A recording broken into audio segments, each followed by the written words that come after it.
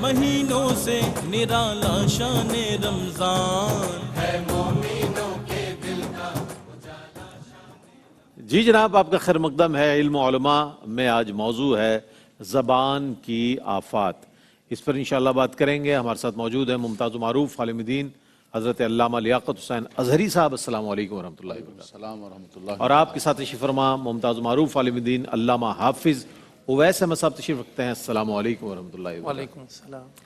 اور آپ کے ساتھ تشریف رکھتے ہیں حضرت علامہ مفتی سید زیغم علی شاہ صاحب گردیزی۔ السلام علیکم ورحمۃ اللہ وبرکاتہ۔ خیر مقدم ہے آپ کا۔ اس پورے رمضان میں پہلی مرتبہ زیارت سے مشرف ہو رہے ہیں آپ کی۔ اور ہمارے نعت خواں جو ہیں ماشاءاللہ ثقلین رشید، دانیال شیخ اور ماسٹر سمیر اور علی شبیر، السلام علیکم ورحمۃ اللہ وبرکاتہ۔ آپ سے تو تب سے جب سے آئے جب سے ہی ملاقاتیں ہیں، لیکن ایک روایت ہے، میں چاہتا ہوں کہ آج آپ کیا پڑھیں گے؟ حمد پڑھیں گے، نعت پڑھیں گے؟ نعت شریف پڑھیں گے، درود شریف پڑھیں اور نعت کا آغاز کریں۔ بسم اللہ۔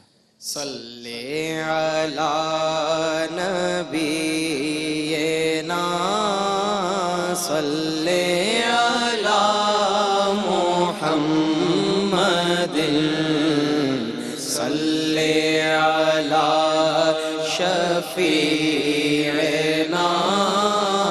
صلی علی محمد۔ ایک میں ہی نہیں ان پر قربان زمانہ ہے، ایک میں ہی نہیں ان پر قربان زمانہ ہے، جو رب دو عالم کا محبوب یگانہ ہے، جو رب دو عالم کا محبوب یگانہ ہے۔ قلب سے ہمیں جس نے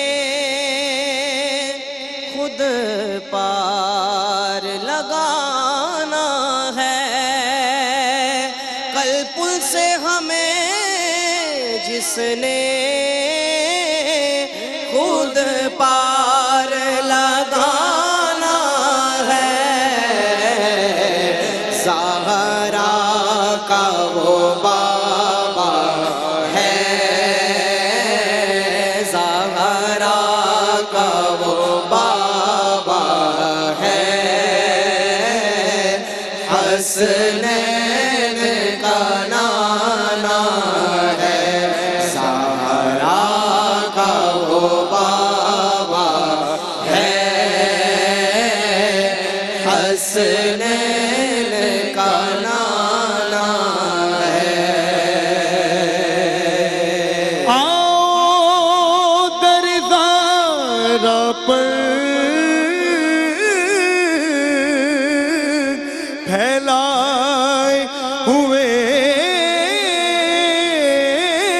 دامن، آؤ در زہرا پر پھیلائے ہوئے دامن، یہ نسل کریموں کی لجپال گھرانہ ہے، یہ نسل کریموں کی لجپال گھرانہ ہے۔ عزت سے نہ مر جائیں کیوں نام محمد پر، عزت سے نہ مر جائیں کیوں نام محمد پر، عزت سے نہ مر جائے کیوں نام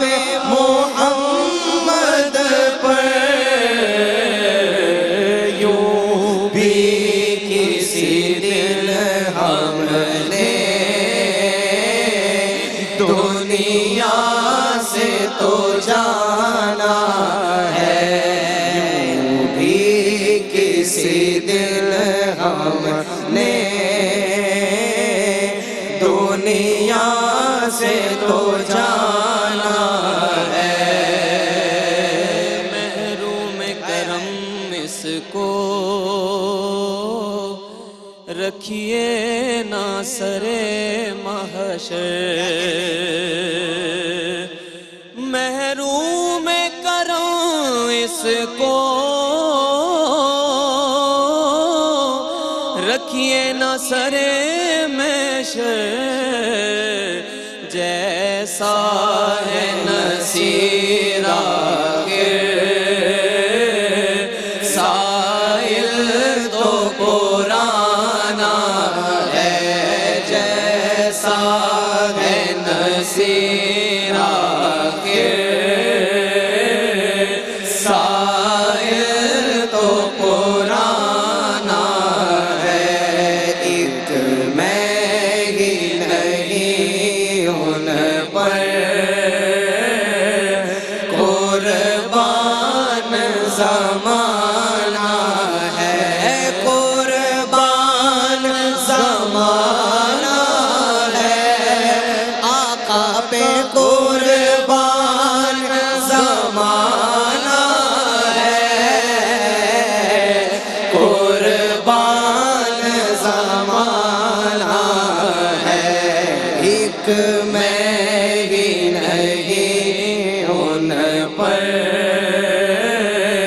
قربان زمانہ ہے ماشاءاللہ حضرت پیر نصیر الدین نصیر شاہ صاحب گولڈوی رحمۃ اللہ علیہ کا معروف کلام پیش کر رہے تھے. ہمارے چاروں ثنا خاں مل کر آج زبان کی آفات کے حوالے سے بات ہو رہی ہے. ناظرین محترم، زبان اعضائے جسم میں ایک ایسا عضو ہے کہ جو انسان کو دوسروں کا دوست بھی بنا دیتی ہے، لوگوں کا اور دشمن بھی بنا دیتی ہے. یہی زبان ہے کہ جو چغلی اور برائی کے لیے استعمال ہوتی ہے. یہی وہ زبان ہے کہ جس سے ہم تلاوت کلام پاک کرتے ہیں. یہی وہ زبان ہے کہ جس سے ہم لوگوں کی برائیاں کرتے ہیں، جس کے ذریعے مغلظات لوگ نکال رہے ہوتے ہیں. یہی وہ زبان ہے کہ جس کو ذکر و اذکار میں بھی لوگ مصروف رکھتے ہیں. تو یہ جو ایک زبان جو ہے انسانی جسم میں ایک ایسی چیز ہے کہ جو ہمارے نامہ اعمال کو بہتر بھی کر سکتی ہے اور ہمارے لیے وہ اعمال بھی سرزد ہو سکتے ہیں اس زبان کے ذریعے کہ جو ہمارے لیے شامت اعمال بن سکتے ہیں. تو یہ جو ایک بہت ہی کمپیکٹ موضوع ہے اور بطور خاص آج کے دور میں اگر بے تکلفی ہے دوستوں میں اور اس میں گالی گلوچ نہ ہو تو پتہ نہیں محسوس ہوتا ہے آج ناراضگی سی ہے دوستوں میں، وہ فرینکنس نظر نہیں آ رہی جو ایک دوستی کا تقاضا ہے اور بے تکلفی ہوتی ہے. یہ ساری چیزیں ملا کر ہم دیکھیں تو صرف اس کا اصل میں براہ راست تعلق زبان سے نظر آتا ہے. ہم یہ جاننا چاہیں گے، علامہ لیاقت حسین ازہری صاحب موجود ہیں. حضرت، زبان ہی انسان کو اچھا بنا دیتی ہے، زبان ہی انسان کو برا بنا دیتی ہے. زبان کی حفاظت کے حوالے سے احادیث رسول صلی اللہ علیہ وآلہ وسلم سے ہمیں کیا کیا روشنی ملتی ہے، کیا احکامات ملتے ہیں؟ جی الحمدللہ رب العالمین والصلاة والسلام علی سید الانبیاء والمرسلین. اعوذ باللہ من الشیطان الرجیم. بسم اللہ الرحمن الرحیم. ما یلفظ من قول الا لدیہ رقیب عتید. صدق اللہ مولانا العظیم. اس بھی زبان اللہ تبارک و تعالیٰ کی نعمتوں میں سے ایک نعمت ہے اور رب کائنات نے فرمایا کہ الم نجعل لہ عینین ولسانا وشفتین. اللہ، کیا ہم نے دو آنکھیں نہیں عطا فرمائیں، ہم نے زبان نہیں دی، ہم نے ہونٹ تمہیں نہیں عطا کیے. یعنی رب تبارک و تعالیٰ فرما رہا ہے کہ اللہ کی نعمتوں میں سے ایک نعمت زبان ہے. دوسرے جانوروں کے اندر بھی آپ دیکھیں کہ بہت ساری چیزیں ہوتی ہیں، ان کے اندر جو چکھنے کی، سونگھنے کی قوت ہے وہ کبھی کبھی انسانوں سے بھی زیادہ ہوتی ہے. لیکن انسان کو اللہ نے جو سب سے بڑی قوت عطا فرمائی، فرمایا الرحمن علم القرآن خلق الانسان علمہ البیان. سبحان اللہ. یہ جو بیان کی قوت ہے جو زبان سے انسان کرتا ہے، یہ جو قوت گویائی ہے، سپیکنگ پاور ہے، فرمایا یہ اللہ تبارک و تعالیٰ کی نعمتوں میں سے ایک بہت بڑی نعمت ہے جو تمام دوسری چیزوں سے، دوسرے حیوانات سے انسان کو، حیوان ناطق کو ممتاز کرتی ہے. زبان اللہ نے نعمت عطا فرمائی، لیکن رب تبارک و تعالیٰ نے فرمایا کہ ایسا نہیں ہے کہ تمہیں آزاد چھوڑ دیا. ما یلفظ من قول الا لدیہ رقیب عتید. فرمایا کہ کرامن کاتبین بیٹھے ہوئے، جو منہ سے تم جملہ نکالتے ہو وہ لکھ رہے. اللہ، ہم کسی سے کہتے ہیں نا کہ ابھی کیا بول رہے ہو بھائی، بولے میرا منہ میری مرضی، جو مرضی بولو. تو فرمایا نہیں، ایسا نہیں ہے. اللہ تبارک و تعالیٰ جس نے زبان عطا فرمائی ہے اس نے اس کا چیک اینڈ بیلنس کے لیے کرامن کاتبین کو بٹھایا ہوا ہے. اللہ کے نبی صلی اللہ علیہ وسلم نے اس پر اتنی رہنمائی فرمائی امت کی ایک شخص نے عرض کی یا رسول اللہ ای الاسلام افضل، اسلام کون سا افضل ہے؟ تو اللہ کے نبی صلی اللہ علیہ وسلم نے فرمایا کہ اسلام وہ افضل ہے کہ جس کی وجہ سے انسان دوسرا مسلمان محفوظ رہے، اس کی زبان سے اور اس کے ہاتھ سے، اس کے شر سے دوسرا مسلمان محفوظ رہے۔ بے شک فرمایا کہ وہ مسلمان سب سے زیادہ اچھا مسلمان ہے۔ عرض کی یا رسول اللہ صلی اللہ علیہ وسلم، ایک صحابی رسول نے کہ میرے لیے کس چیز کے اندر آپ نجات سمجھتے ہیں؟ من نجات یا رسول اللہ؟ تو حضور نے فرمایا امسک علیک لسانک، فرمایا اپنی زبان پر قابو رکھو، فرمایا اس سے میں تمہیں ڈرتا ہوں اس معاملے میں کہ کہیں تمہاری زبان پھسل نہ جائے۔ فرمایا من کان یؤمن باللہ والیوم الآخر فلیقل خیرا او لیصمت، فرمایا کہ جو بندہ اللہ پر ایمان رکھتا ہے، آخرت پر ایمان رکھتا ہے، اسے چاہیے کہ کوئی بات کرے تو اچھی بات کرے ورنہ خاموش رہے، بالکل اس کے لیے سب سے اچھا ہی ہے۔ اس لیے کہ من سمتا نجا، جو خاموش رہا وہ نجات پا گیا۔ آپ نے کسی خاموش کو ایسا نہیں دیکھا ہوگا کہ وہ پریشان ہو، پریشان وہ ہوتا ہے جو انسان بولتا ہے، بولے گا یا تو اس کا پتہ چلے گا کہ یہ بندہ بولنے والا کیسا ہے، اس کا کیا ہے۔ دوسرا، اللہ کے نبی صلی اللہ علیہ وسلم نے اس کو جنت کی ضمانت قرار دی ہے جو اس کی حفاظت کرتا ہے۔ اللہ کے نبی صلی اللہ علیہ وسلم نے فرمایا من یضمن لی بین لحیی و بین رجلی اضمن لہ الجنہ، رواہ البخاری۔ فرمایا کہ جو بندہ مجھے اس چیز کی ضمانت دے دے کہ دو داڑھوں کے درمیان اور دو ٹانگوں کے درمیان جو چیز ہے وہ محفوظ رہے گی، اس کو ضمانت دے دے، میں اس کو جنت کی ضمانت دیتا ہوں۔ اللہ اکبر۔ یعنی پتہ چلا کہ اس کا تعلق انسانی زندگی کے ساتھ اور کامیابی اور ناکامی کے ساتھ اتنی زیادہ ہے۔ اللہ کے نبی صلی اللہ علیہ وسلم نے فرمایا کہ بندہ وہ سب سے اچھا ہے کہ جس کا ایمان مستقیم ہے۔ فرمایا ایمان اس کا مستقیم ہے کہ جس کا دل مستقیم ہے۔ فرمایا دل اس کا مستقیم ہے کہ جس کی زبان مستقیم ہے۔ کیا بات ہے، سبحان اللہ۔ فرمایا یہ زبان انسان کو یا تو تباہ و برباد کر دیتی ہے۔ فرمایا تمام جو پارٹس آف باڈی ہیں، انسان کے جسم کے اعضاء ہیں، وہ زبان سے صبح اٹھ کے کہتے ہیں کہ ہمارے بارے میں اللہ سے ڈرتی رہنا، مہربانی کرنا، اگر تم ٹھیک رہی تو ہم سب بھی ٹھیک رہیں گے، اور اگر تمہارے اندر خرابی آ گئی تو ہم سب بھی خراب ہو جائیں گے۔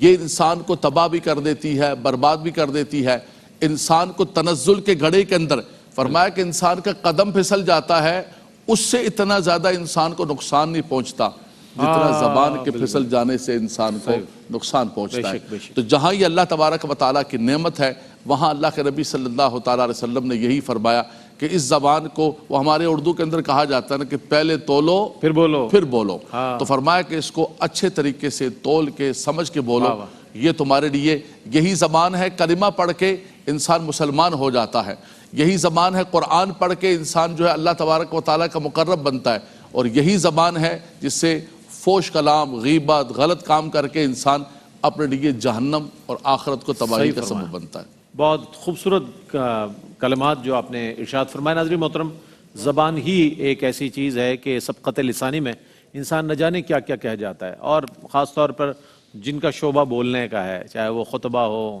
اور چاہے وہ نقبہ ہوں، چاہے وہ ٹی وی اینکرز ہوں، جب کہہ دیتے ہیں پھر خیال آتا ہے، حالانکہ کہا یہ گیا پہلے تولو پھر بولو، یہاں پہلے بول دیا جاتا ہے، پھر تولا کیا جائے گا، پھر سوشل میڈیا اس کو بتاتا ہے کہ آپ نے کیا کہا ہے، پھر رجوع کے جناب رجوع کر رہے ہیں ہم۔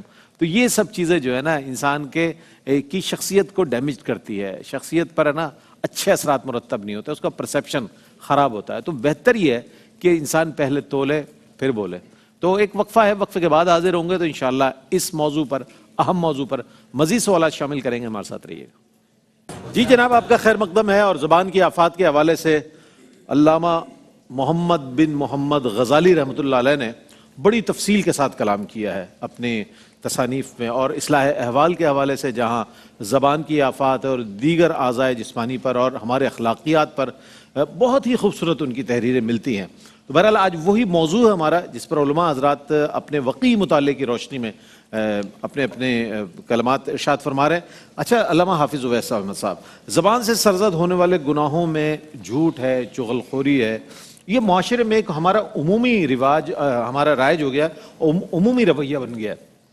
اس حوالے سے میں چاہتا ہوں کہ دنیاوی اور اخروی جو ہمارے لیے خرابی کا باعث بن رہی ہے بات، اس پر کچھ روشنی ڈالیے۔ بسم اللہ الرحمن الرحیم۔ جی، زبان کی آفات کے حوالے سے بڑا اچھا ہی آپ نے سوال کیا، کیونکہ ان برائیوں میں جو جھوٹ ہے اس کو ایک مرکزی حیثیت حاصل ہے۔ جی آپ صلی اللہ علیہ وسلم کے پاس جب ایک شخص آیا تھا جو کئی برائیوں میں مبتلا تھا، تو آپ صلی اللہ علیہ وسلم نے اس کو جھوٹ چھڑوا دیا تھا، اللہ، تو ایک جھوٹ کے ترک سے اس کی ساری برائیاں ختم ہو گئی تھی۔ واہ، تو یہ جھوٹ جو ہے نا معاشرے کے اندر منافقت پیدا کرتا ہے۔ بالکل ایسے ہی۔ وہ جو قرآن کریم نے کہا نا کہ واللہ یشہد ان المنافقین لکاذبون، اللہ یہ گواہی دیتا ہے کہ یہ منافق جھوٹے ہیں۔ تو قرآن نے اس جھوٹ کو عموماً یا تو کفر کے ساتھ جوڑ کے بیان کیا ہے یا نفاق کے ساتھ جوڑ کر بیان کیا ہے، اور یہ دونوں ہی چیزیں جو ہے معاشرے کے اندر جو ہے فساد بپا کرتی ہیں۔ بالکل۔ جہاں آپ نے نقصان کی بات کی ہے، سب سے پہلے تو انسان کی شخصیت مجروح ہوتی ہے، ڈیمیج ہوتی ہے، اس کا اندر کھوکھلے پن کا شکار ہوتا ہے۔ اچھا، آپ آج کے معاشرے کی بات کرتے ہیں تو ایک چیز آپ بڑی واضح دیکھیں گے کہ کوئی کسی پر اعتماد نہیں کرتا ہے۔ ہم کہیں سے نکلیں گے، اگر کوئی اپنی مدد کے لیے بھی ہمیں کہے گا نا، ہم بولیں گے یہ جھوٹ بول رہا ہے، جھوٹ بول رہا بھلے وہ سچ بول رہا ہے یا جھوٹ بول رہا ہے، ایک الگ ٹاپک ہے، ہے، اعتماد اڑ گیا ہے۔ لیکن ہمارے معاشرے میں آپ دیکھیں کوئی بندہ کسی پہ اعتماد، یعنی وہ مجبور ہے اس پر کہ وہ اعتماد نہ کرے، کیونکہ جب وہ اعتماد کرنے جاتا ہے تو دھوکہ کھاتا ہے۔ تو وہ عموماً اب کوئی اعتماد کرنے میں ہی لوگ ایک دوسرے پر احتیاط کرتے ہیں۔ اس کی بنیاد کیا ہے؟ اس کی بنیاد ہے جھوٹ۔ دیکھیں، زمانہ جاہلیت کو ہم زمانہ جاہلیت کہتے ہیں۔ ہیرکل کے دربار میں جو روم کے بادشاہ تھے، انہوں نے جب پوچھا تھا حضور علیہ السلام کی نشانیوں کے بارے میں، تو کہا کہ وہ جھوٹ تو نہیں بولتے۔ تو ابو سفیان اس وقت مسلمان نہیں ہوئے تھے، کہنے لگے کہ میں نے کہا ہاں وہ جھوٹ نہیں بولتے۔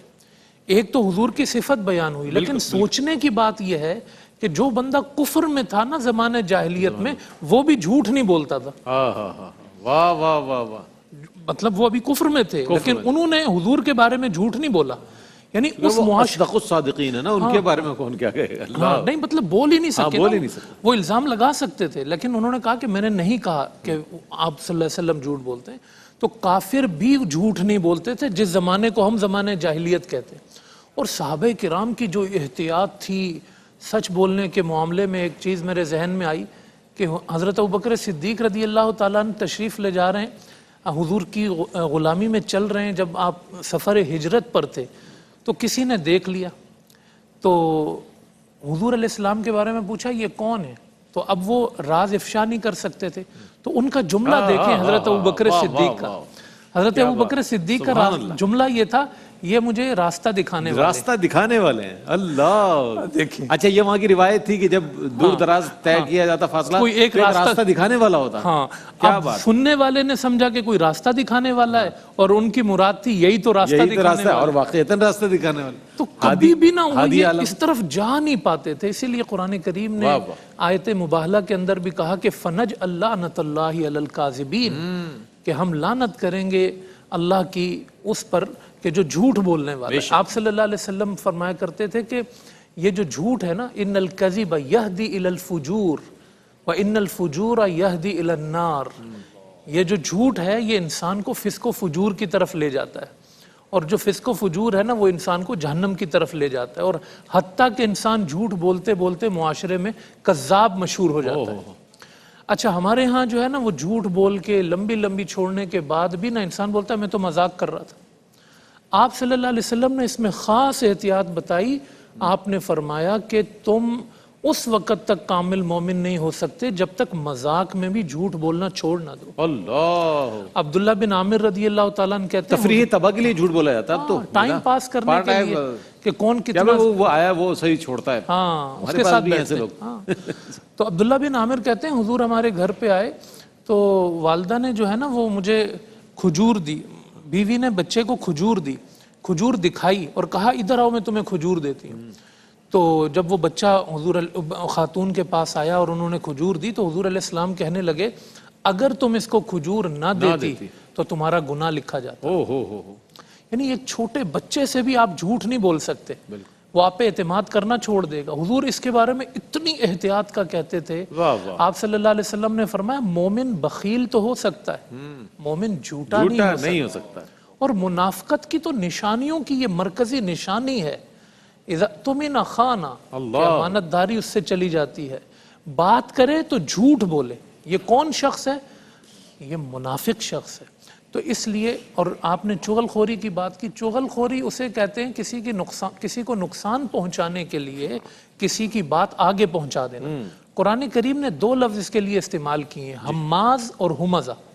وَلَا تُطِعْ كُلَّ حَلَّافٍ مَّهِينٍ هَمَّازٍ مَّشَّاءٍ بِنَمِيمٍ، اس کی پیروی نہ کرو جو بہت قسمیں کھاتا ہے، ذلیل ہے اور چغل خور ہے۔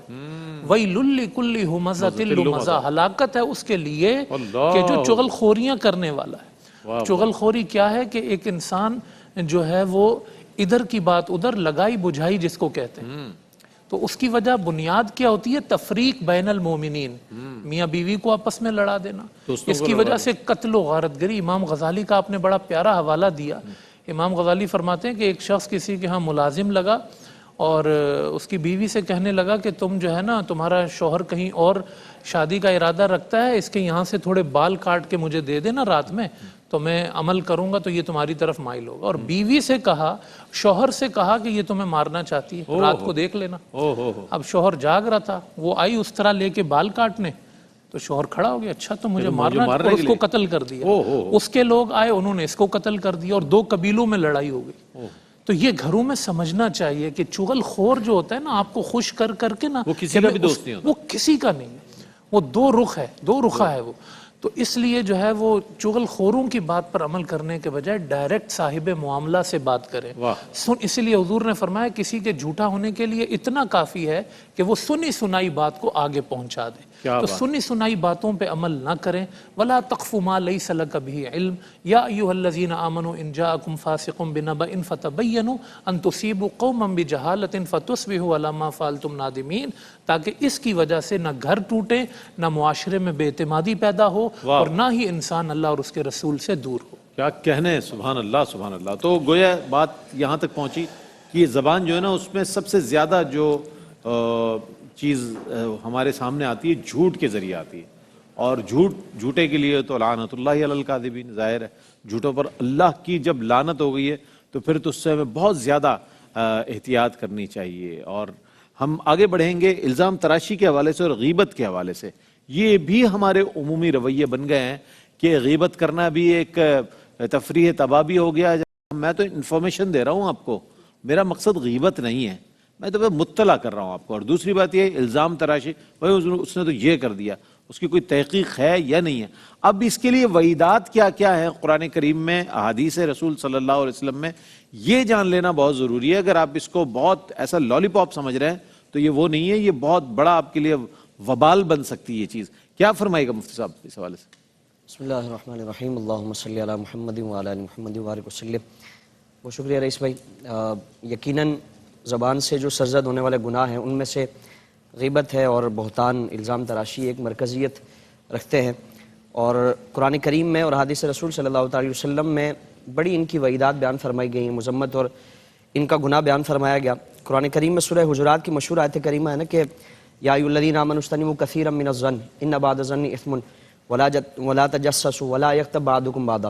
اس میں کسی بھی مومن سے متعلق گمان سے بھی منع فرمایا گیا، یعنی برا گمان کرنا، برا خیال کسی کے لیے سوچنا، ایک یعنی کوئی فعل اس نے نہیں کیا، ایک اس کا ایک تصور ہے، خیال ہے کہ وہ ایسا ہے، تو فرمایا کہ اس کے بارے میں منفی سوچ بھی اپنے دل میں پیدا کرنا یہ گناہ ہے، یہ بھی گناہ، اور اس پر بھی اللہ کی بارگاہ میں پکڑ ہے۔ جس طرح آیت کریمہ تلاوت کی گئی نا کہ ولا تقف ما لیس لک بہ ان السمع والبصر والفؤاد کل اولئک کان مسئولا، کہ دل میں جو خیالات کسی کے بارے میں اگر منفی اس طرح کے رجحانات پائے جاتے ہیں، تصور پایا جاتا ہے، تو فرمایا کہ اللہ کی بارگاہ میں اس سے متعلق بھی سرزنش کی جائے گی۔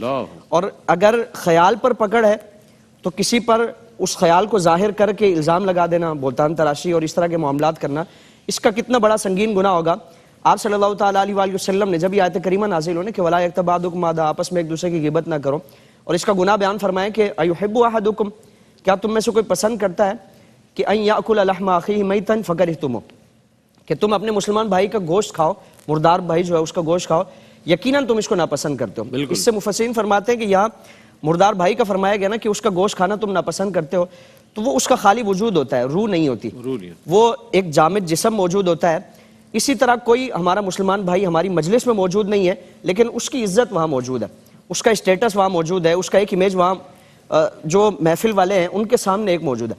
اب ہم اس کی غیر موجودگی میں اس کی عزت کی دھجیاں اڑاتے رہیں، اس کے راز کو فاش کرتے رہیں، اور اس کی ایسی باتیں جو وہ فاش ہونا پسند نہیں کرتا، جس کا ظاہر ہونا وہ پسند نہیں کرتا، ایسی چیزیں وہ پھیلائیں تو یقیناً اس کی جو عزت نفس اس کے مجروح ہونے کا باعث بنے گا، معاشرے میں اس کی بدنامی کا باعث بنے گا. تو اسی لیے فرمایا کہ یہ ایسا ہے جیسے تم اپنے مسلمان مردہ بھائی کا گوشت کھاتے ہو. آپ صلی اللہ تعالی وسلم کی بارگاہ میں جب یہ آیت کریمہ نازل ہوئی تو صحابہ نے عرض کیا، یا رسول اللہ کیا کسی ہمارے مسلمان بھائی میں کوئی ایسی چیز پائی جاتی ہو کہ جو کوئی خامی ہے، کوئی عیب ہے، اور پھر ہم اس کو دوسروں کے سامنے بیان کریں تو کیا یہ غیبت ہے؟ تو حضور نے فرمایا کہ یہی غیبت ہے کہ تم اپنے مسلمان بھائی کی ان چیزوں کو فاش کرو. یعنی تمہیں کوئی ٹھیکیداری نہیں ہے، تمہیں اللہ تعالیٰ نے پوری دنیا کا ٹھیکہ تو نہیں دیا ہو کہ تم ساری چیزیں اپنی محافل میں مجالس میں ڈسکس کرتے پھرو کہ فلاں نے ایسا کیا، فلاں ایسا ہے، فلاں کے یہ کرتوت ہے. وہ اس کا اور رب کا معاملہ ہے. ہاں اگر کسی کے شر سے کسی کو بچانا مقصود ہو، یا کسی کے سامنے اس کی شکایت اس نیت سے کہ وہ اس کی اصلاح کرے، اس کے جرائم کی روک تھام ہو، اس نیت سے اگر کر رہا ہے تو استثنائی صورتیں اس کی موجود ہے. لیکن محض اس لیے کہ اس کی بدنامی ہو، اس کی عزت نفس کو پامال کیا جائے اور معاشرے میں اس کا جو اسٹیٹس ہے اس کو مجروح کیا جائے، تو یقیناً یہ اللہ کی بارگاہ میں پکڑ کا باعث ہے. حضور نے فرمایا کہ یہی غیبت ہے. اور پھر فرمایا کہ اگر کسی میں کوئی عیب نہیں پایا جاتا اور پھر بھی تم اس سے منسوب کرو تو یہ فرمایا کہ الزام تراشی ہے، جو اس سے بھی بدترین گناہ ہے. یعنی اگر کسی میں، جس طرح آیت کریمہ کی تلاوت ہوئی نا کہ اگر گمان سے منع کیا گیا تو الزام تراشی، کسی سے متعلق ایسا خیال کرنا کہ جو اس میں وہ چیز پائی ہی نہیں جاتی. حضرت مولا مرتضیٰ مشکل کشا فرماتے ہیں نا کہ کسی مسلمان سے کسی جھوٹی چیز کو منسوب کرنا یہ آسمانوں سے بھی زیادہ وہ بھاری ہے کہ کسی پر آسمان گر جائیں اور کوئی آسمان کو اگر اٹھانا چاہے تو وہ کتنا بھاری ہے اور ایک مشقت والا کام ہوگا. تو فرمایا کہ یہ اس سے بھی بدترین اور اس سے بھی بھاری عمل ہے. اور پھر آپ صلی اللہ تعالی وسلم نے اس کی مذمت اور آخر میں ہلاکت بیان فرمائی. حضور نے فرمایا کہ جب کل قیامت میں ایسے افراد آئے جائیں تو وہ جہنمیوں کا جو خون ہے، پیپ ہے اور دیگر اس طرح کی جو چیزیں ہیں جن سے متعلق انسان کراہیت کرتا ہے، تو فرمایا کہ ان کو اس کا عذاب دیا جائے گا، الا یہ کہ وہ دنیا میں ان ساری چیزوں سے تائب ہو جائیں، اللہ کی بارگاہ میں توبہ کریں. اور پھر توبہ اس طور پر نہیں کہ صرف زبانی کلام ہے، جسے ہمارے یہاں بول دیا جاتا ہے کہ یار مجھ سے غلطی ہو گئی تھی. اگر کسی کی عزت نفس کو پامال کیا ہے تو اپنے آپ کو پیش کرے، اپنے آپ کو اسی طور پر پیش کرے کہ میں نے آپ کے ساتھ یہ سلوک کیا تھا، میں نے آپ کی نیک نامی کی خرابی کا باعث میں بنا ہوں، میں آپ کے سامنے ہوں، آپ میرے ساتھ جیسا سلوک کرنا چاہے میں حاضر ہوں. اگر اس طور پر اپنے آپ کو مواخذے کے لیے پیش کرے گا تو یقیناً اگر وہ معاف کرے گا تو اللہ کی بارگاہ میں معافی کی امید کی جا سکتی ہے. یقیناً بہت عمدہ کلمات ہمارے تینوں علماء حضرات ماشاءاللہ بیان فرما رہے. زبان کی آفت، ہماری مائیں، بہنیں، دوست، احباب، بزرگ، بچے جتنے سن رہے ہیں سب دیکھیں کہ یہ زبان جو ہے ہمیں کتنا، اگر اس کا صحیح استعمال کیا جائے تو کتنے ہمارے نامہ اعمال میں نیکیاں بڑھ سکتی ہیں. خدا نہ خواستہ اس سے اس قسم کے جو کلمات ہیں، اور اب تو کفریہ کلمات کے حوالے سے بھی ہم بات کریں گے، لوگ نہ جانے کیا کیا کہہ بیٹھتے ہیں. اگر کوئی خدا نہ خواستہ کوئی ایسا برا وقت آ جائے، کوئی آزمائش کی گھڑی آ جائے، کوئی نقصان، اس پر انشاءاللہ علامہ لیاقت حسین اظہری صاحب انشاءاللہ بیان فرمائیں گے. ایک مختصر سا وقفہ ہے، وقفے کے بعد لوٹتے ہیں، ہمارے ساتھ رہیے گا. جناب آپ کا خیر مقدم ہے.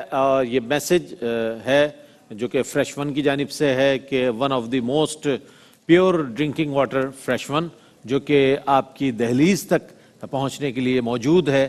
آپ اسے استعمال کریں. آلودہ پانی سے پھیلتی ہوئی بیماریوں کے سبب اس کی اشد ضرورت ہے اس وقت معاشرے میں کہ صاف پانی استعمال کیا جائے. فریش ون صاف پانی لانچ کر چکا ہے جو کہ بہت حد تک پیور ہے. اس کے ساتھ ہی ہم چلتے ہیں اپنے موضوع کی جانب، اور موضوع ہے زبان کی آفات. میں نے وقفے پر جانے سے قبل ایک بات عرض کی تھی کہ یہی وہ زبان ہے کہ جس سے کفریہ کلمات تک ادا ہو جاتے ہیں. کوئی آزمائش ہو، کوئی پریشانی ہو، کوئی مشکل ہو، کسی بھی قسم کا اس طرح کی جو ہماری طبیعت پر گراں گزر رہے ہیں حالات، اس کے سبب ہم کفریہ کلمات. اب یہ بہت اہم بات ہے کہ ایک مسلمان جو ہے کلمہ کفر ادا کر دے. اس حوالے سے حکم شرع کیا ہوگا حضرت؟ میں چاہتا ہوں اس پر کچھ کلام فرمائیں. دیکھیں، کلمہ انسان اپنی زبان سے جو نکالتا ہے، رب تبارک و تعالیٰ نے قرآن مجید کے اندر ذکر فرمایا کہ لقد سمع اللہ قول الذین ان اللہ فقیر ونحن اغنیاء سنکتب ما قالوا. فرمایا کہ انہوں نے یہ جملہ کہا کہ ہم غنی ہیں اور نعوذ باللہ من ذالک اللہ تبارک و تعالیٰ فقیر ہے. رب تعالیٰ فرماتا ہے کہ ہم لکھ رہے ہیں جو کچھ وہ کہہ رہے ہیں، کلمے ان کی زبان سے نکل رہے ہیں. تو کلمہ انسان کی زبان سے ایسا نکل جاتا ہے، اللہ کے نبی صلی اللہ علیہ وسلم کی مبارک حدیث ہے، فرمایا کہ ان العبد لا يتکلم بالکلمۃ من سخط اللہ لا یلقى لها بالا. فرمایا انسان اپنی زبان سے کوئی ایسا کلمہ نکالتا ہے، اس کو پتہ بھی نہیں ہوتا، وہ توجہ بھی نہیں کرتا ہے، وہ کلمہ اللہ تبارک و تعالیٰ کی نافرمانی کا اور ناراضگی کا ہوتا ہے. فرمایا اس کلمے کی وجہ سے اللہ اکبر انسان جہنم کے گڑھے کے اندر گر جاتا ہے. تو وہ کلمہ اس کو اٹھا کر اگر وہ ایمان ہے اس کا ہمیں پتہ بھی نہیں ہوتا ہم کیا بول رہے ہیں کیا نہیں بول رہے ہیں. آج زمانے کے اندر آپ یہ دیکھیے کہ ایسے ایسے کلمات ہیں، جیسے کل ہم ذکر کر رہے تھے کہ کوئی بندہ آ رہا ہے بولتا ہے کیا ہو گیا، یہ لگتا ہے ایسا کہ موت کا فرشتہ بن کے آ گیا. ہاں بالکل ایسے ہی میری آنتیں جو ہیں وہ قل اللہ پڑھ رہی ہیں اللہ پڑھ رہی. اور جو ہے وہ انسان اس قسم کے کفریہ گانے ہیں، کفریہ کلمے ہیں. بالکل. یہ جو حدیث پاک ہے کہ انسان کو توجہ بھی نہیں ہوتی ہے. بالکل. دیکھیں کفریہ کلمہ جو ہے نا وہ کفریہ ہی ہوتا ہے، چاہے وہ کسی صورت کے اندر کہا جائے. اس کے اندر کوئی نیت کا ہونا جو ظاہراً کفر ہے، جو اللہ تبارک و تعالیٰ کی توہین ہے، اللہ کی کتابوں کی توہین ہے، فرشتوں کی توہین ہے، شعار اسلام کی توہین ہے، تو یقیناً اگر ایسا کلمہ اس نے کہا ہے تو اس کی وجہ سے وہ اسلام سے خارج ہو جائے گا. اس سے پتہ چلتا ہے کہ زبان کیا چیز ہے. یہ زبان انسان کو اٹھا کر فرمایا کبھی کبھی انسان ایک ایسا جملہ کہتا ہے اس کو توجہ نہیں ہوتی ہے، وہ جملہ ہوتا ہے اللہ کے رضا اور رضوان کا. تو فرمایا کہ انسان بلندیوں پر پہنچ جاتا ہے، اس کے درجات بلند ہو جاتے ہیں اور جنت کے اندر چلا جاتا ہے. اور یہی اللہ کی نافرمانی کا جملہ اس کو تنزل کے گھڑے کے اندر گر جاتا ہے. اور خاص طور پر اللہ کے نبی صلی اللہ علیہ وسلم نے فرمایا، جیسے علامہ صاحب نے بھی ذکر کیا، بہت خوبصورت گفتگو فرمائی کہ انسان دوستوں کے اندر بیٹھا ہوتا ہے اور فرمایا کہ دوسروں کو ہنسانے کے لیے انسان ایسا کلمہ کہتا ہے، فرمایا اس کو پتہ بھی نہیں ہوتا، وہ کامیڈی کر رہا ہے، دوسروں کو ہنسا رہا ہے، اس کے اندر اکثر طور پر کفریہ کلمات ہوتے ہیں. فرمایا کہ اس کو پتہ بھی نہیں ہوتا کہ وہ کر تو رہا ہے لوگوں کو ہنسانے کے لیے، لیکن وہ اپنے لیے جہنم کو خرید رہا ہے اور جہنم کا سبب بن رہا ہے. تو اگر کسی نے ایسا کلمہ کہا ہے تو اس کا ایسا ہی ذریعہ ہے کہ اس کو رجوع کیا جائے اور رجوع کر کے وہ دوبارہ کلمہ پڑھے، اور اگر نکاح ہو چکا ہے تو اس کا تجدید ایمان ہوگا اور تجدید نکاح ہوگا. اس لیے اپنی زبان کو انسان اس کام کے لیے استعمال کرے کہ یا تو وہ دنیا کا کوئی فائدہ ہو یا کوئی دین کا فائدہ ہو. فرمایا اسلام کا حسن یہ ہے، من حسن الاسلام المرئی ترک ما لا یعنی. فرمایا ہر لا یعنی چیز کو انسان چھوڑ دے، جو کام کی چیز ہے یا تو دنیا کا فائدہ ہے یا آخرت کا فائدہ ہے، ورنہ انسان جو ہے من سمت رجا، وہ خاموشی اختیار کرے، یہی اس کے لیے نجات کا سبب. کیا بات ہے. میں یہی سوال کرنا چاہتا تھا مفتی علامہ. جی جی جی جی. یہ جو معاشرے میں اب جرت پیدا ہو گئی ہے، یعنی لوگ بیٹھے ہوں گے، مقدسات کا کوئی خیال نہیں، جس چیز کے بارے میں کمنٹ کرنا چاہیں گے آزادی سے کر دیں گے. اس پر یہ تھوڑی بے حیائی کا ہی ایک طریقہ ہے. اس پہ تھوڑی نصیحت فرمائیں. دیکھیں اس پر یہی ہے کہ سوشل میڈیا پر اس وقت یہ صورتحال ہے کہ ایک بے ہنگام سسٹم چل رہا ہے. جس بندے کا جو دل چاہتا ہے وہ بولنا شروع کر دیتا ہے، کہہ دیتا ہے، لکھ دیتا ہے. وہ یہ اچھا ہر بندہ یہ اپنے اوپر لازم سمجھتا ہے کہ میں سوشل میڈیا پہ آ کے کچھ نہ کچھ کومنٹس کروں اور میں اپنے آپ کو ان رکھوں، میں اپنے آپ کو زندہ رکھوں. دیکھیں یہ اللہ کی طرف سے اگر آپ کو خیر کی بات کریں گے تو وَمَنْ أَحْسَنُ قَوْلًا مِّمَّنْ دَعَا إِلَى اللَّهِ وَعَمِلَ صَالِحًا. یہ آپ کا قول جو ہے وہ نیکی کے اندر اور اللہ کی دعوت کے طور پر ہوگا. اور یہی جس کی طرف علامہ صاحب نے توجہ دلائی ہے کہ آپ بیٹھ کر اللہ اور اس کے رسول اور شعار اسلام کے حوالے سے کوئی بات کرتے ہیں تو فرمایا کہ یہ اپنی آخرت کو اور اپنی قبر کو تباہ و برباد کر رہے ہیں، اس لیے بہت زیادہ احتیاط کرنی چاہیے. اللہ. اچھا حضرت علامہ صاحب یہ بھی فرمائیے گا، علامہ حافظ اویس احمد صاحب، فی زمانہ ہم یہ دیکھتے ہیں کہ فحش گوئی، گالم گلوچ اور اس طرح کی ابیوز لینگویج جسے ہم کہیں گے وہ بہت عام ہو گئی ہے. اچھا ایسا آدمی بڑا شارپ کہلاتا ہے. ہماری نظر میں، آپ کی نظر میں بھی ایسے لوگ ہوں گے کہ جناب وہ تو بھائی زبان رکتی نہیں ہے، لیکن اس کے ذریعے فحش گوئی بھی ہو رہی ہے، بد کلامی بھی ہو رہی ہے، ایبیوز لینگویج یوزر کر رہا ہے وہ. تو میں یہ چاہتا ہوں کہ اس کے حوالے سے آپ کیا فرمائیں گے، کیا وعیدات ہیں ایسے شخص کے لیے جو زبان کو اس کام کے لیے استعمال کرتا ہے؟ پیارے آقا صلی اللہ علیہ وسلم نے ایسے شخص کو معاشرے کا بدترین انسان قرار دیا. آپ نے فرمایا کہ جس کی فحش گوئی کی وجہ سے لوگ اس سے دامن بچائیں وہ سب سے بدترین انسان ہے. یعنی لوگ اس سے بھاگ رہے ہیں کہ یار یہ گندی باتیں کرتا ہے اور اس نے عادت نہیں چھوڑی. فاحش اور متفحش دو لفظ قرآن حدیث میں استعمال ہوئے کہ لم یکن النبی صلی اللہ علیہ وسلم فاحشا ولا متفحشا. حضور نہ فاحش تھے نہ متفحش تھے. اس کا فرق یہ کیا گیا کہ فاحش وہ ہوتا ہے جو کبھی کبھی بد کلامی کرے، فحش کلامی کر دے، اور متفحش وہ ہوتا ہے جو اکثر کرے. اور ہمارے نبی کبھی بھی نہیں کرتے تھے.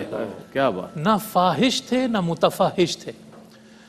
قرآن کہتا ہے ان الذین یحبون ان تشیع الفاحشۃ فی الذین آمنوا لہم عذاب علیم. جو ایمان والوں میں فحاشت پھیلاتے ہیں ان کے لیے دردناک عذاب ہے، دردناک عذاب کی وعید. ایک صحابی کہتے ہیں میں حضور علیہ السلام کے ہاتھ پر میں نے جب بیعت کی نا، اب دیکھیں آپ رئیس بھائی جی کتنی اہمیت ہے اللہ کے رسول صلی اللہ علیہ وسلم کے ہاں اس کی، کہ ایک صحابی مومن بن رہے ہیں، آ کے حضور کے ہاتھ میں ہاتھ دیا، حضور نے کلمہ پڑھایا، کلمہ پڑھاتے ہوئے کہا ایک بات کہوں تم سے، فرمائیں یا رسول اللہ، کہا مومن ہو گئے ہو نا، کبھی گالی نہیں دینا۔ وہ صحابی کہتے ہیں خدا کی قسم حضور سے وعدہ کرنے کے بعد میں نے کبھی کسی جانور کو بھی گالی نہیں۔ واہ واہ واہ، سبحان اللہ سبحان اللہ۔ حضور کے قافلے میں ایک دفعہ کسی نے جانور کو لعنت دے دی، حضور نے کہا اچھا لے جاؤ اس جانور کو، تو اگر یہ لعنتی ہے رحمت سے دور ہے تو پھر تم نکلو یہاں سے، جانور لے جاؤ۔ حضور کو غصہ آ گیا، آپ جانور کے لیے بھی برا لفظ جو ہے نا پسند نہیں فرماتے تھے۔ ایک شخص نے اپنے ملازم کو ایک شخص نے، آج کل ہے نا کہ بھئی ہم کسی کو 2000 4000 دے رہے ہیں، ہاں تو تمہیں تو غلام ہے، جو اس کو بولو مرضی بولو، جو مرضی بولو۔ حضور کے اصحاب پر یہ پابندی تھی کہ وہ اپنے ملازم کو بھی بد کلامی کا شکار نہیں کر سکتے۔ اللہ اللہ اللہ اللہ۔ ایک شخص نے اس طرح کیا تو صحابی نے ان کو بتایا، کہا اگر یہ اللہ کے رسول کو پتہ چل گیا نا کہ تم نے ملازم کو یہ کہا ہے، حضور صلی اللہ علیہ وسلم معاف نہیں فرمائیں گے؟ کہا اچھا، وہ ڈر گئے، کہا پھر گواہ ہو جاؤ میں نے اس کو آزاد کر دیا۔ آزاد کی، کیا بات، کیسے لوگ تھے لیکن، کیسے لوگ، آئے آئے آئے، مجھ سے جو ہے نا میں معافی چاہتا ہوں، مجھ سے یہ غلطی ہو گئی۔ واہ واہ۔ آج کے معاشرے میں ہم تو ہٹ درمی دیکھتے ہیں اس کے اندر۔ آج کے معاشرے میں تو رئیس بھائی یہ ہو گیا ہے کہ صحیح بات بھی فحش انداز میں کی جاتی ہے، بالکل ایسے ہی، یعنی اس کی مثالیں دینا، زو مانا باتیں کرنا، یعنی جس میں فحاشی کا پہلو نکل رہا، پہلو، ہاں ایسی بات کرنا کہ جس سے یقیناً ذہن جو ہے نا گندگی کی طرف جائے، ٹرینڈ بن گیا۔ ایسا آپ نے صحیح بات کہی کہ ایسے بندے کو شوب سمجھا جاتا ہے، اس کو جو ہے نا ذہین سمجھا جاتا ہے، حالانکہ اللہ کے رسول اس کو بدترین کہہ رہے ہیں، بدترین کہہ رہے ہیں آپ صلی اللہ علیہ وسلم۔ اور ایک شخص حضور کے پاس آیا نا، اس نے آ کر کہا یا رسول اللہ، اور قربان جاؤں ذات رسالت پر کہ حضور کی بارگاہ میں کوئی آ کے کچھ بھی کہہ دیتا تھا، حضور سے کوئی بھی تمنا کر دیتا تھا، حضور برا نہیں مناتے تھے اپنے غلاموں کی باتیں۔ کہا تھوڑا مختصر سی نصیحت کر دیں مجھے۔ سبحان اللہ۔ ہمارے پاس تو کوئی آیا، ہم بولے بھائی تم تھوڑی لمبی بات سنو، بیٹھو ادھر وضاحت کے ساتھ۔ اللہ کے رسول صلی اللہ علیہ وسلم نے اس کی بات سے بھی زیادہ اس کا خیال رکھا، یعنی اس نے تو کہا تھا نا کہ مختصر کر دیجئے، حضور نے مختصر بھی بات نہیں کی اور بات کر بھی دی، آپ نے بس صرف زبان کو پکڑا،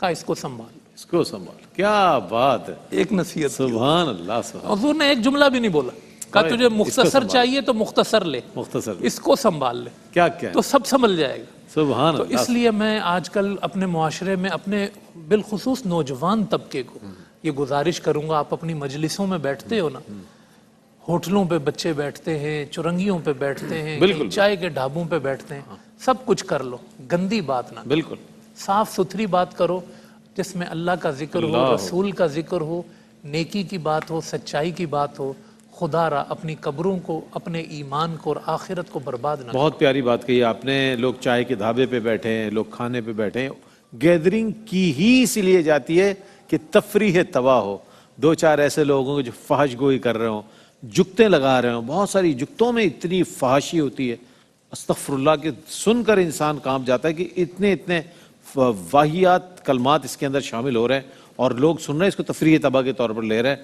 اور خوش طبعی سے تعبیر کر رہے ہیں۔ یہ خوش طبعی نہیں ہے، بلکہ یہ تو آپ کے لیے سراسر وبال جان بن جائے گی یہ چیز جو آپ اس انٹرٹینمنٹ سمجھ کے کر رہے ہیں۔ ایک مختصر سا وقفہ ہے، وقفے کے بعد لوٹیں گے، اسی پر کلام کریں گے۔ خیر مقدم ہے علم و علماء میں آج زبان کی آفت کے حوالے سے بہت ہی بڑے شرح و بست کے ساتھ ہمارے تینوں ہی اسکالرز نے گفتگو فرمائی، زبان کی حفاظت کیسے کی جائے، سب سے اہم سوال اور کنکلوژن سمجھ لیں پورے موضوع کا۔ مفتی سید زیغم علی شاہ صاحب گردیزی۔ رئیس سب سے پہلے تو جب بھی ہم گفتگو کریں اس سے پہلے تھوڑی دیر کے لیے توقف کر کے یہ تصور کر لیں کہ میں جو الفاظ ادا کرنے والا ہوں، کیا یہ ایسا تو نہیں کہ اللہ کی بارگاہ میں میری گرفت کا باعث بن جائے، کیونکہ یہ تو بحیثیت مسلمان ہمارا عقیدہ ہے کہ ہم کوئی بھی عمل ہم سے سرزد ہوتا ہے تو اللہ کی بارگاہ میں اس کو محفوظ کرنے کا ایک ذریعہ۔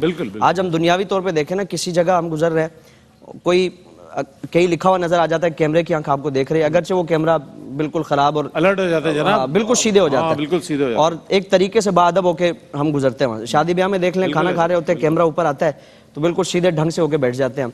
तो अल्लाह की बारगाह में जो हमारे मामलात को महफूज करने का जो सिलसिला है ना, वो कभी ज़ाया नहीं होता, ख़राब नहीं होता, वो हर टाइम 24 घंटे वो एक्टिव रहता है। और अल्लाह की बारगाह में एक एक अमल से मुताल्लिक सरजनिश की जाएगी। फमन यामल मिस्काल दर्रतिन खैरन यरा वमन यामल मिस्काल दर्रतिन शर्रन यरा।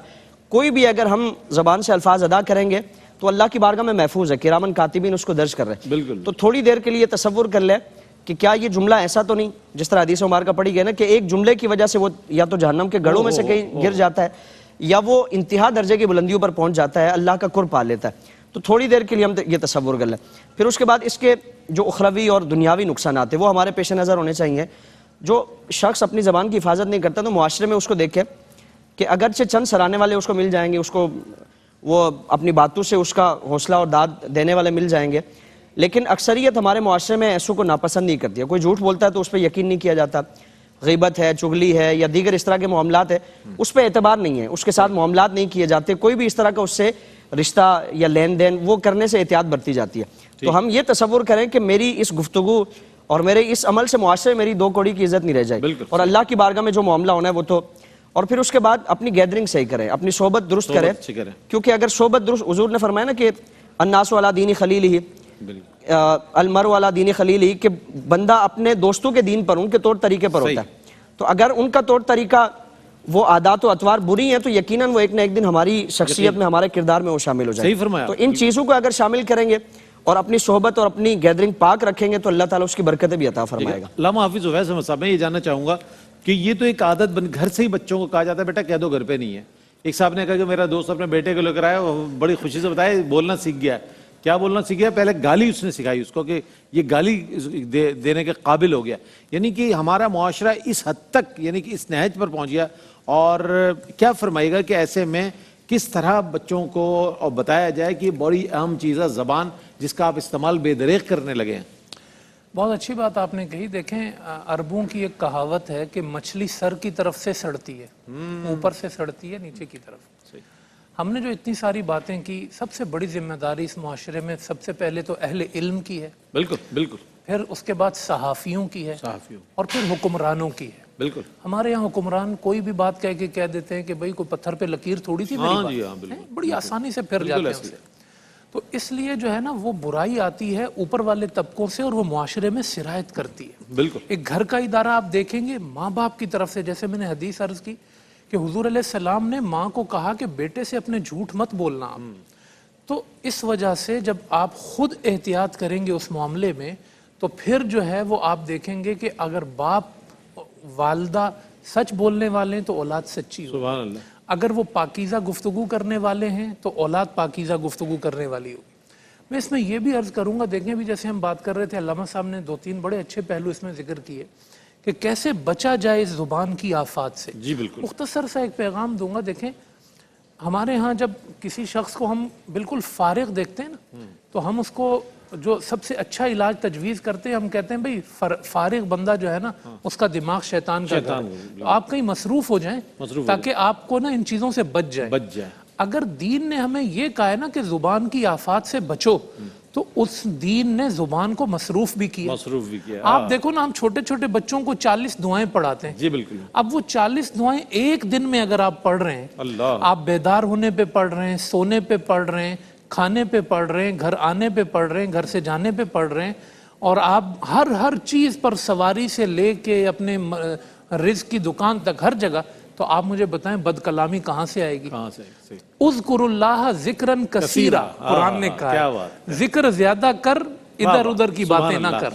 बस। अल्लामा साहब क्या फरमाइएगा? अल्लामा लियाकत हुसैन नज़री साहब, पूरा मौजू आप लोगों ने माशाल्लाह इस पर अहाता किया बहुत अच्छे अंदाज में। कंक्लूजन क्या पेश कीजिएगा आज की मौजू की अहमियत के हवाले से? बस मैं यही गुजारिश करूँगा कि कुछ बोलने से पहले ये सोच लें कि शायद ये जो आपकी ज़बान से निकले हुए कलिमात हैं, ये किसी के दिल को खुश भी कर सकते हैं, किसी के दिल को चीर भी सकते हैं। क्या बात है, क्या बात है। ये बर्छे भी बन सकते हैं, तीर भी बन सकते हैं, कभी उनसे भी ज़्यादा जो है सख्त काम कर सकते हैं, कभी फूल भी बन सकते हैं। شرح جامی کے اندر یہ علماء بیٹھے ہوئے ہیں، شرح جامی کے اندر شعر ہے کہ جراحات السنان لہا التیام ولا یلتام ما جرح اللسان. بے شک ہے. فرمایا کہ انسان کے زخم اور تیر برچھوں سے جو لگتے ہیں ان کے لیے مٹ جانا ہوتا ہے، وہ منتمل ہو جاتے ہیں.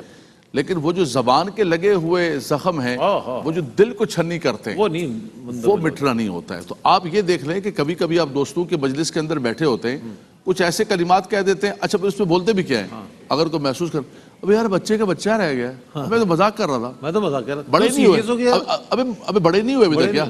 یہ بالکل غلط طریقہ کار ہے. دوسرا، جھوٹ کے حوالے سے علامہ صاحب نے بہت خوبصورت گفتگو کی. دیکھیں ہمارے پاس تو کتنی بڑی نشانی ہے کہ حضور پیران پیر سیدنا غوث اعظم رضی اللہ بچپن میں آپ فرماتے ہیں کہ یہ پہلا جو قافلہ توبہ طائب ہوا ہے یہ سچ کی برکت سے ہوا. اللہ آپ نے فرمایا مال جاتا ہے تو جائے. آج تو مال لانے کے لیے ہم جھوٹ بول رہے ہوتے ہیں، کوئی چیز حاصل کرنے کے لیے. آپ نے فرمایا میری ماں نے کہا تھا کہ عبدالقادر جھوٹ نہیں بولنا. میری ماں نے کہا. آج وہ مائیں کہاں گئی جو گھر سے یہ سبق دے کے سکھائیں کہ بیٹا کبھی بھی جھوٹ نہیں بولنا ہے. ہم بچپن کے اندر یہاں رئیس بھائی آپ کے پڑوس میں گرین ٹاؤن کے اندر اسکول پڑھا کرتے تھے، تو رات کو بیٹھتے تھے بچے، تو وہی آپ نے کہا نا کہ جو شارپ ہوتا ہے وہ سب سے زیادہ جھوٹا، سب سے زیادہ باتیں کرتا ہے، کہانیاں کرتا ہے. تو ایک بندہ بیٹھا ہوتا بولتا ہے لپیٹ. اچھا اس وقت ہم بچے تھے، ہمیں پتہ نہیں تھا. بعد میں پتہ چلا کہ بھائی یہ تو ساری کہانیاں ہیں، یہ تو سارے جھوٹے ہیں. یہ ایک بندہ اس کو پکڑنے میں لگا، وہ پکڑ بھی نہیں پاتا، پکڑ میں نہیں آ رہا ہے. تو چاہے مجلس کیسی بھی ہو، چاہے دوستوں کی گیدرین ہو، گپ شپ ہو، کچھ بھی ہو، خاص طور پہ نوجوانوں سے بچوں سے گزارش ہے کہ اپنی زبان جھوٹ نہ لے کر آئیں، فحش کلمہ نہ لے کر آئیں، کسی کی دل آزاری نہ کریں، کسی کی غیبت اور چغلی نہ کریں. آپ کی مجلس ان چیزوں سے پاک ہونی چاہیے. فرمایا کہ چیزیں دل کو سخت کر دیتی ہیں، بلکہ اللہ کے نبی صلی اللہ علیہ وسلم نے فرمایا کہ عام طور پہ بھی گفتگو جب کرو تو اس گفتگو کے اندر بہت زیادہ چیزیں ہو جائیں تو پھر کچھ اللہ کا ذکر کرو. کیا بات ہے. کہیں تمہارے دل پر قساوت قلبی اور دل کی سختی نہ پیدا ہو. کیا بات ہے. بہت خوبصورت کلام فرمایا آپ تینوں نے. حضرت علامہ لیاقت حسین ازہری صاحب، علامہ حافظ اویس احمد صاحب اور علامہ مفتی سید زیغم علی شاہ صاحب گردیزی صاحب، آپ تینوں کی آمد کا میں بہت شکریہ ادا کروں گا. زبان کی آفت پر آپ تینوں نے بہت ہی خوبصورت کلمات ارشاد فرمائے. سوچئے گا یہ ماہ رمضان المبارک ہے، زیادہ تر شب بیداریاں ہوتی ہیں، اس میں زیادہ تر لوگ جاگتے ہیں، اور لوگ جاگنے کے ساتھ ساتھ اگر غور بھی کریں کہ یہ زبان جو اللہ جس کے پاس نہیں ہے، خیر وہ تو اس نعمت سے محروم ہے، لیکن جس کے پاس ہے اس کے لیے بھی بڑی آزمائش ہے کہ وہ اس کا استعمال کس انداز میں کر رہا ہے. اس کو ذکر اللہ میں، اوراد و وظائف میں اب اس کو مصروف رکھ رہا ہے، یا خدا نخواستہ کلمات کفر اس سے ادا ہو رہے ہیں، یا چغلی ہو رہی ہے، غیبت ہو رہی ہے، برائی ہو رہی ہے، فاش کلمات اور مغلظات وہ اگر بک رہا ہے اس سے، تو اس کی زبان کا غلط استعمال ہو رہا ہے. اس اعتبار سے اپنا محاسبہ کریں، اور یہی ضروری ہے اپنی ذات کی سیرت کی تطہیر کریں. تو یہی قرآن کا بھی حکم ہے، یہ نبی پاک علیہ السلام کی تعلیمات ہے، اور سلف صالحین نے بھی اسی کی ہمارے لیے تلقین کی ہے.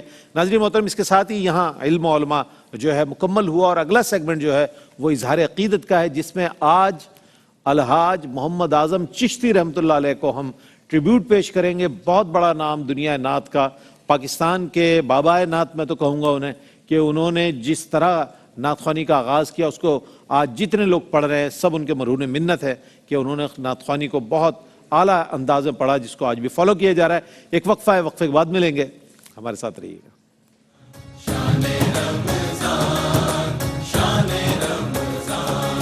ہے مومنوں کے دل کا اجالا شان رمضان، ہے مومنوں کے دل کا اجالا شان رمضان، ہے سارے مہینوں سے شان